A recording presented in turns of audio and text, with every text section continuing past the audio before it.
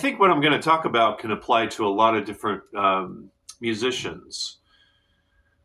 We sometimes have experiences that make us question why we're doing what we're doing as musicians. And throughout the years, I've questioned why I've continued to play jazz and study and practice it and teach it and all that kind of stuff. And so I've, throughout the years, either in my head or written down on a piece of paper, reasons why I keep doing it. So I'm going to get into that. But I played this gig recently that was a 3 hour solo jazz guitar gig at a fancy hotel. And I was basically background music. And, 3 hours just solo guitar is a lot, right? Because we have to do everything musically.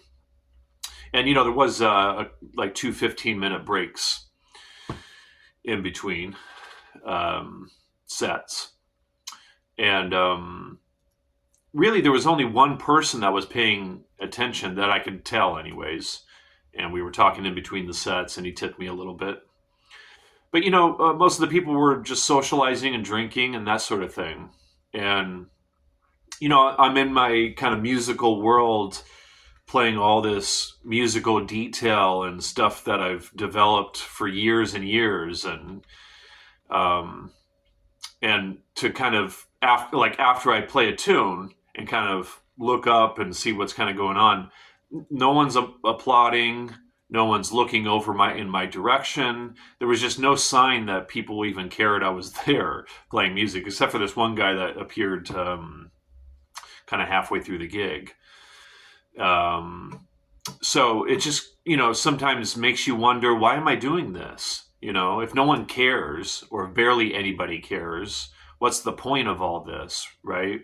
And I remember seeing online some people during the pandemic, during the lockdown, people were saying that they weren't playing their guitars at all because there was no gigs. They weren't playing with anybody. So what's the point, So I think this is where what I'm going to talk about can potentially apply to lots of people. I've just kind of throughout the years kind of questioned why I've continued to play jazz, And so I, after the gig, kind of was in my head, and then I eventually wrote down thoughts and reasons why I continue to do it. So I thought I would just share this from my experience, and also I think it could potentially be useful for other people to consider. Why do we keep doing what we're doing musically? Yeah, it's like because jazz isn't my main artistic endeavor, and so most people that play original music just focus on that, right? Jimi Hendrix focused on his original music while continuing to play blues because he was mostly a blues, at his core, a blues musician. So you could think about it like that. I mean, I could think about it like that. I continue to play jazz while doing my original stuff. But, with the jazz stuff, it's a completely different guitar than my original stuff. So it's a little different in that way than what Hendrix was doing as far as playing blues. But yeah, so reasons why I keep doing it. First of all, it's really fun. It can take some years to get to where jazz is fun because it's, really difficult music. And so, but it's really fun at this point for me. Really, really fun. So that's a pretty good reason to keep doing it, right? I love the music, and my love of it keeps going up over time. It's inspirational. I've been going through this Joe Henderson phase where I'm listening to his records, playing some of his tunes, and practicing some of his lines and melodic ideas. And he's been a source of inspiration. When I put on his records in the morning, it's inspiring. It still is intriguing to me. I'm still, there's still mystery in there to me when I listen to it and play it. Sometimes it kind of feels and sounds kind of elusive to me. Like sometimes I feel like I'm really getting a grip on it, and then other times not. And I think that's how music is in general. I mean, especially for those of us that are trying to get better. It's like music can kind of seem elusive at times, but I'm just still intrigued by the music because there's just so much there, right, in the music. I feel like it continues to improve my musicianship. I mean, I don't feel that way. I mean, I feel that way, but I know it is, you know, because it really exercises kind of all areas of your musicianship.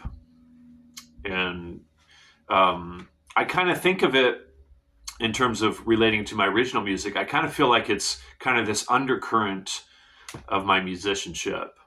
And artistically, my original music is what I kind of present um, as my artistic statement. So yeah, it continues to improve my musicianship. Um, and I just played this gig, so there's kind of that practical aspect of it. Like I wanted to have played this gig if I didn't play jazz, and the gig paid pretty good, and the experience of going out and playing music in the world and getting paid for it, and the challenge of playing solo guitar. Like there's so many great things that come along with continuing to play jazz in that particular way. And then I teach it. I have a lot of students that I'm teaching that are learning how to play jazz, which is great, which is another kind of practical aspect that comes along with continuing to play jazz. I kind of think of jazz along with classical music as pretty fundamental music in the world. Out of all the different kinds of music that have been invented, I think jazz is one of the most fundamental types of music. Another one would be classical, and I would put blues in that category. But jazz and blues were invented pretty much at the same time, or at least very near to the same time. So jazz and blues have been married since their inceptions. Along with the kind of being intrigued by it, it's just really interesting music, right? Because it's so complicated. It's really interesting. And there's just so much depth in the music that it's interesting. Whenever I would there was a period after graduating from Berklee where I was still playing jazz, but I wasn't quite as involved in it as far as practicing and stuff. I'd play gigs here and there and listen to the records here and there and that kind of thing. And every time I would see someone playing jazz or talking about it or teaching it or whatever, I always kind of felt like I was missing out. So that was part of the reason I started getting back into it in my later 20s, as a serious practicer, and then really, gigging a lot. I used to gig constantly playing jazz, which I might get back to doing that. But yeah, I just kind of felt like I was missing out. And, an aspect of it that I guess this will be the final thought here about this is the tunes. No matter how good you get as a musician, the tunes are so durable as far as what you can put into them, harmonically and melodically, rhythmically, your sound, your concepts and stuff. Like, take any of the tunes, Autumn Leaves or whatever. They're so durable in that way, right? You can just continue to expand as a musician and put whatever you develop as a musician into the tunes. And so it's kind of this never-ending, elastic, malleable kind of context to express yourself within. And then I suppose this is another aspect of it. The tunes are common language that jazz musicians have. So, like right now, I can get a text from a jazz bass player, and the text is about, let's play, can you play this gig tonight at this bar for 2 hours? And we can do the gig, and it could be a bass player I've never played with before, and we can do a 2 or 3 hour gig because we have that common language. He could call blue bossa or giant steps or whatever, and we can play, and it can sound. I mean, if he's a good jazz bass player, it could sound fine. It could sound good. It could sound like legitimate, credible jazz. So there's that kind of practical part of the tunes too. That's really cool, which is kind of unique among jazz musicians, right? I mean, yeah, because I can't think of other styles except for maybe blues where you can get with another musician that you've never played with before and do a 2 or 3 hour gig. Yeah, so I think it's kind of unique and special in that way. So there's some thoughts there about why I continue to play jazz and why I'm able to kind of figure out in my head and kind of rationalize why I keep doing it, even though it's really unpopular, and occasionally have these experiences where it seems like nobody even cares at all, but I think kind of the core of it though is I care, and this is kind of the maybe getting at the meat of this here. It's like I do it for all these reasons because I care about it, because I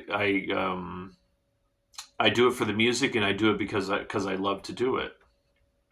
And so whether that's one person or 50 people or 10,000 people or no people, I still do it because I love it.